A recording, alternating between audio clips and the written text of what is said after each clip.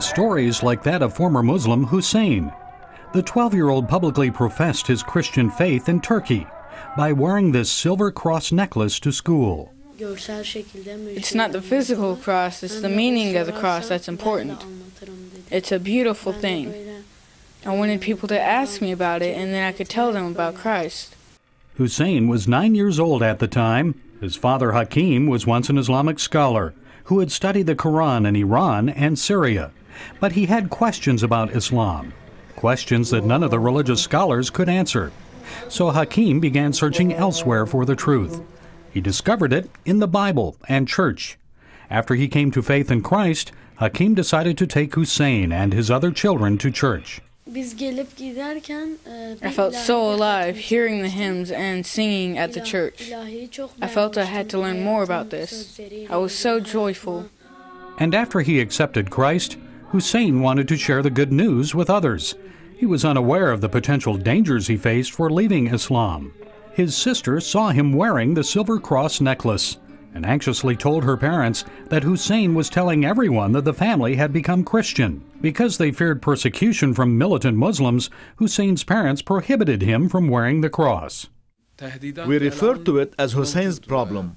We were trying to prevent conflicts with others, but we came to realize that we were the ones with the problem, not Hussein. We decided to be like Hussein, more open about our Christianity. Muslim classmates taunted Hussein in school. They spat on him and called him names. He often suffered attacks similar to the one against Nadine, the Philadelphia boy. Hussein threatened to report one of the bullies to the principal. The boy grabbed me by the arm, squeezed my hand, and yelled, "I'm going to shoot you if you tell about this." Hakim described what happened when he confronted the bully's father. I thought the father would be concerned about his son's action, but instead, he called me names, threatened me, and said he would shoot me himself if I pursued action against his son. Some of the worst beatings endured by Hussein didn't come from his classmates. Hussein refused to attend school, so I asked him if he was still getting beat up by those boys. He said no, by my religion teacher.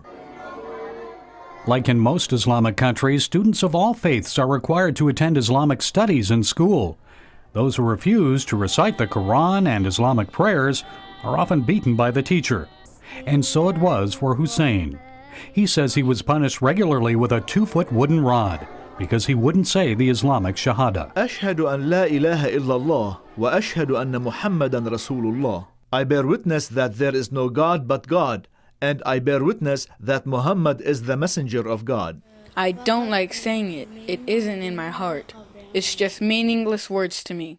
Hakim went to the school and asked why his Christian son was beaten for refusing to recite Muslim prayers. The religion teacher said the principal and parents agreed that he should do this.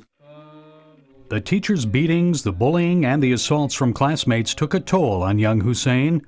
Stressed and traumatized, he started to experience grand mal seizures. He now takes medicine to treat the condition. Hussein now attends a new school where he suffers fewer attacks. He insists he will never return to Islam, even if he is forced to endure worse abuse.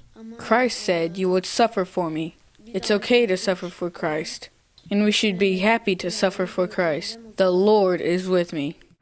And Hussein says he will continue to tell others about Jesus, with or without that silver cross necklace. Gary Lane, CBN News, Turkey.